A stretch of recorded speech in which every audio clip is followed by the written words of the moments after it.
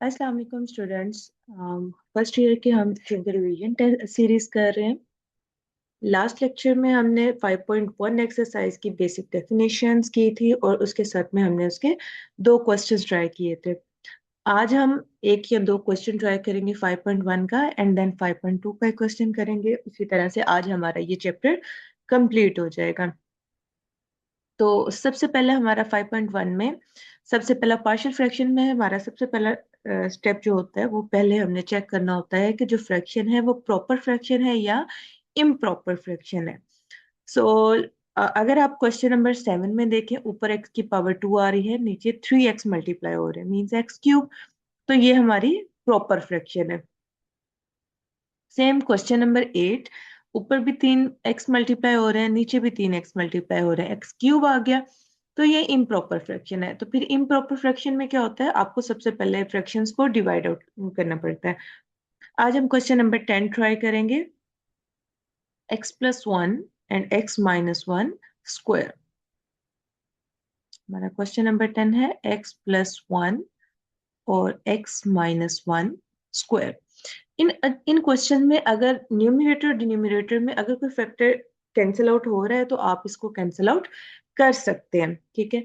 अच्छा, सबसे पहले जो हमने जैसे क्वेश्चन नंबर 3 किया, क्वेश्चन नंबर 3 में क्या है कि आप सिंपल इसकी फैक्टराइजेशन करते हैं a/x+1 प्लस b/x-1। रूल यही है, आपने ए बी के नीचे सिंपल लीनियर फैक्टर्स लिखने हैं जिनमें x की पावर 1 होती है। अब यहाँ पे देखिए हमारे पास दो लीनियर फैक्टर्स आ गए हैं। x-1 का स्क्वायर मीन्स के एक लीनियर फैक्टर है वो भी x-1 है, दूसरा भी x-1 है। तो इसको हम बोलते हैं रिपीटेड लीनियर फैक्टर्स। तो इनको लिखने का तरीका क्या होता है, आपने 1 पावर से स्टार्ट करना है, a/x-1 प्लस b/x-1 स्क्वायर। अगर क्यूब हो, 4 पावर हो, तो आप आगे c/x-1 क्यूब लिखेंगे and so on. Then same thing, इसको आप इक्वेशन नंबर 1 का नाम दे दें। देन आपने क्या करना है, मल्टीप्लाई बाय एलसीएम। एलसीएम हमारा है x-1 स्क्वायर, या आप सिंपल लेफ्ट साइड पे जो डिवाइड में आ रहा है उससे दोनों साइड पे मल्टीप्लाई कर दें। हमारे पास बचेगा x+1 a इंटू एक x-1 कैंसिल हो जाएगा और एक बच जाएगा हमारे पास, प्लस b, वो उसके नीचे स्क्वायर आ रहा है, वो स्क्वायर वाले टर्म से कैंसिल आउट होगा दोनों, तो सिर्फ b बचेगा हमारे पास। ओके। नेक्स्ट हमने पुट करना होता है 1 बाय 1 लीनियर फैक्टर्स को इक्वल टू 0। x-1 इक्वल 0, तो यहां से x की वैल्यू आ जाएगी 1 इन इक्वेशन नंबर 2। हमने इसे 2 में पुट करना है। ठीक है। तो जब आप 2 में पुट करेंगे, लेफ्ट साइड पे 1+1, ए के साथ आपका 1-1, ये हो जाएगा 0 प्लस बी। जरूरी नहीं है कि आप जिसके डिवाइड वाला पुट कर रहे हैं 0 के इक्वल आपके पास उसी कांस्टेंट की वैल्यू है।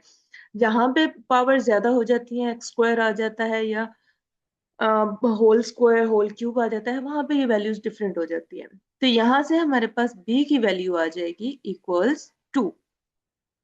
अब मैंने आपसे क्या कहा कि जो हम इक्वल टू 0 पुट करते हैं, हमने सिर्फ लीनियर फैक्टर को पुट करना है जिसकी होल पावर 1 है। हमने x-1 होल स्क्वायर को इक्वल टू 0 नहीं पुट कर सकते। तो आपने इसके लिए क्या करना है, जो इक्वेशन नंबर 2 है इसको लेना है और इसको थोड़ा सा सिंप्लीफाई करना है। सिंप्लीफाई का मतलब इनमें जो मल्टीप्लिकेशन हो रही है वो आपने कर लेनी है। जैसे x+1, जितने लीनियर फैक्टर्स होंगे उतनी वैल्यूज उससे निकल आएंगी, बाकी कांस्टेंट की वैल्यूज निकालने के लिए आपको ये वाला मेथड करना है। यहाँ पे मल्टीप्लाई करें, यह आ जाएगा ax-a प्लस b। अच्छा, यहाँ पे राइट साइड पे जितनी भी टर्म्स आपके पास आए, आपने उनमें से मीन्स एक्स स्क्वायर कॉमन ले लेना है, फिर एक्स कॉमन ले लेना है और कांस्टेंट टर्म्स को कॉमन ले लेना है। यहाँ पे क्योंकि हमारे पास एक्स वाली एक ही टर्म है तो हम एज इट इज लिख देंगे। प्लस, दरम्यान में हमेशा प्लस लिखें ताकि आपके कंपैरिजन में कोई इश्यू ना बने। और यहाँ पे लिखिए constant term -a plus b x+1। हमें क्या चाहिए, हमें चाहिए अब a की वैल्यू, b तो हमारे पास ऑलरेडी निकल आया। आप इनमें से कोई भी कोएफिशिएंट जो है वो कंपेयर कर सकते हैं। मैं a का कोएफिशिएंट कंपेयर कर रही हूँ। Comparing coefficients of A sorry x, मैंने x का कोएफिशिएंट कंपेयर किया है, इस साइड पे लेफ्ट साइड पे x का कोएफिशिएंट 1 आ रहा है और राइट साइड पे x का कोएफिशिएंट a आ रहा है, तो यहाँ से हमारे पास a की वैल्यू आ गई। इन दोनों को वैल्यूज को इक्वेशन नंबर 1 में पुट कर दें, आपके आंसर आ जाएगा यहाँ a की वैल्यू 1 और b की वैल्यू 2। ठीक है, आपकी ये पार्शियल फ्रैक्शन हो गई। That's it. Same question number 15 है, इसमें आप क्या कर सकते हैं, आप इसको सिंप्लीफाई कर सकते हैं। मींस आप ऊपर से अगर आप 12 कॉमन ले लें तो बाकी एक्स स्क्वायर माइनस 4 बचता है, जिसके फैक्टर x माइनस 2 और x प्लस 2 बनते हैं, तो वो नीचे से एक एक फैक्टर कैंसिल आउट हो जाता है। ठीक है, तो सिंपल आपके पास डिवाइड में दो फैक्टर बचेंगे, a और b की वैल्यूज निकल आएंगी। क्वेश्चन नंबर 14 में आपने क्या करना है, a over x plus 1, b over x minus 1 and c over x minus 1 whole square. That's it.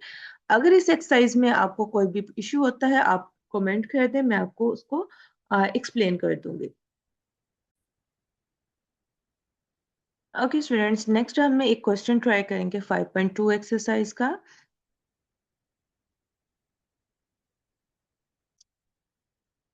Okay, 5.2 में हमारे पास क्वेश्चन है इस टाइप के जिसमें सारे लीनियर फैक्टर्स नहीं बनते, बल्कि कुछ क्वाड्रेटिक इक्वेशंस ऐसी आ जाती हैं मींस पावर 2 वाली, जिनके फैक्टर्स नहीं बनते, तो फिर उसकी हमने पार्शियल फ्रैक्शन कैसे करनी है आज हम वो देखेंगे। लेट्स सपोज हम क्वेश्चन नंबर 5 ले लेते हैं। 5 है हमारे पास x4 over x4 plus 2x square plus 1। ठीक है, अब सबसे पहले हमने क्या चेक करना है कि ये प्रॉपर फ्रैक्शन है या इम्प्रॉपर फ्रैक्शन है। तो ये हमें नजर आ रहा है दोनों में पावर सेम आ रही है अप एंड डाउन, तो हम पहले इसको फिर डिवाइड करेंगे। ठीक है, तो सबसे पहले इसको डिवाइड कर लेते हैं। आप ऊपर वाली टर्म को आपने बाहर नहीं रखना, हमने नीचे वाली टर्म को बाहर रखना है हमेशा। 2x स्क्वायर प्लस 1 और अंदर आ जाएगा x4। सबसे पहले क्योंकि x4 पावर सेम है तो हम इसको 1 से मल्टीप्लाई कर लेते हैं, ये आपके पास आ जाएगा x4 plus 2x square plus 1। Then हमने इसको माइनस करना होता है, ये दोनों कैंसिल आउट हो जाएंगे, बाकी आ जाएगा माइनस 2x स्क्वायर माइनस 1। अब मजीद ये सिंप्लीफाई नहीं हो सकता तो हम यहाँ पे इसको लिख लेते हैं 1 plus minus 2x square minus 1 divided by x4 plus 2x square plus 1। Okay, next जो हमारे पास पर फ्रैक्शन आई है हमने उसको रिजॉल्व करना है। तो सबसे पहले हम क्या करेंगे, हम इस फ्रैक्शन का चेक करेंगे, अगर डिवाइड वाली चीज का फैक्टर्स बन रहे हैं तो हम उसके फैक्टर्स बना लेंगे। ठीक है, तो सबसे पहले अगर हम आप इसको रफ में चेक कर सकते हैं, ये हमारे पास अगर हम इसको लिख सकते हैं 1 plus minus 2x square minus 1 divided by x4 plus 2x square plus 1 है, तो ये हमारे पास x स्क्वायर प्लस 1 का होल स्क्वायर बनता है। ठीक है, तो आप चेक कर सकते हैं a प्लस बी का होल स्क्वायर फार्मूला यूज करके। अच्छा, यहाँ पे देखें एक्स स्क्वायर प्लस 1, ये मजीद इसकी फैक्टराइजेशन नहीं हो सकती, क्योंकि एक्स स्क्वायर माइनस 1 हो तो हम उसको एक्स माइनस 1 और एक्स प्लस 1 में कर लेते हैं, लेकिन एक्स स्क्वायर प्लस 1 की मजीद फैक्टराइजेशन नहीं होगी। तो अब हम इसको फिर कैसे करेंगे, x square minus 1 x square plus 1। एक तो ये रिपीटेड फैक्टर आ गया और दूसरा क्वाड्रेटिक फैक्टर आ गया, इसमें लीनियर कोई है ही नहीं। तो जब लीनियर ना हो क्वाड्रेटिक फैक्टर हो तो उसको लिखने का तरीका होता है ए एक्स प्लस बी। इसके नीचे आप पहला फैक्टर लिखें एक्स स्क्वायर प्लस 1 प्लस, क्योंकि अगला क्वाड्रेट सेकेंड जो फैक्टर है वो भी सेम यही है, तो उसमें लिखेंगे c x plus d. Divide में आ जाएगा x square plus 1 whole square. That's it. Okay, ये हमारी इक्वेशन नंबर 1। अब यहाँ पे कोई भी लीनियर फैक्टर नहीं है तो इसका मतलब हम इसको मल्टीप्लाई नहीं कर सकते हैं। ठीक है ना, हमने जो multiply by L sorry first हमारा स्टेप यही है कि हमने मल्टीप्लाई करना है एलसीएम से, multiply by x square plus 1 square. तो इक्वेशन हमारे पास बन जाएगी minus 2x² minus 1 ax plus b, इसके साथ एक फैक्टर आ जाएगा x² प्लस 1, आगे cx प्लस d।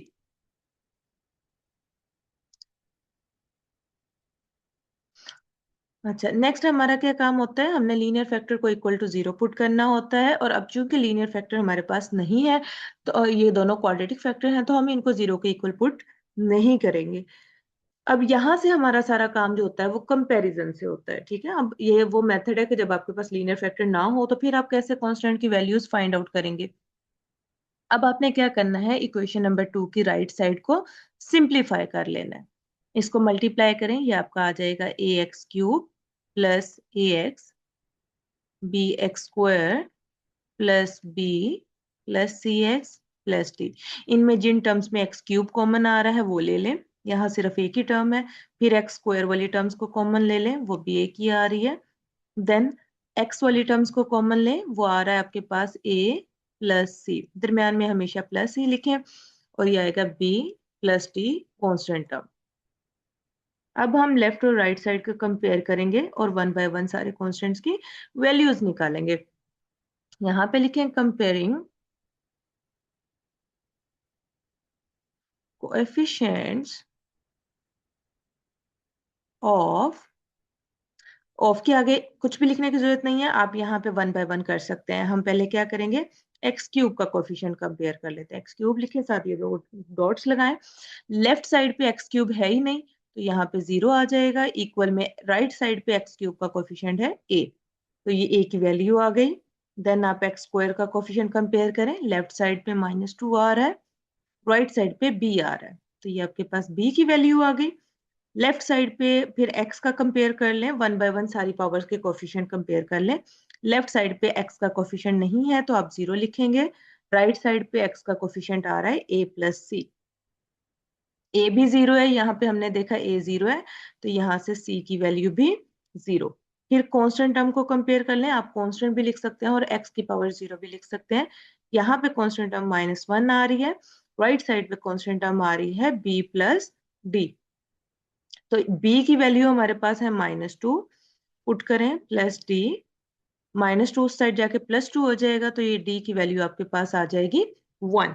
हमारे पास सारी वैल्यूज आ गई, तो अभी इसको आप अपने क्वेश्चन में पुट कर दें, ठीक है। इसको हम इक्वेशन नंबर ए का नाम दे देते हैं। आपने क्या करना है, यहाँ पे अपना क्वेश्चन लिखना है।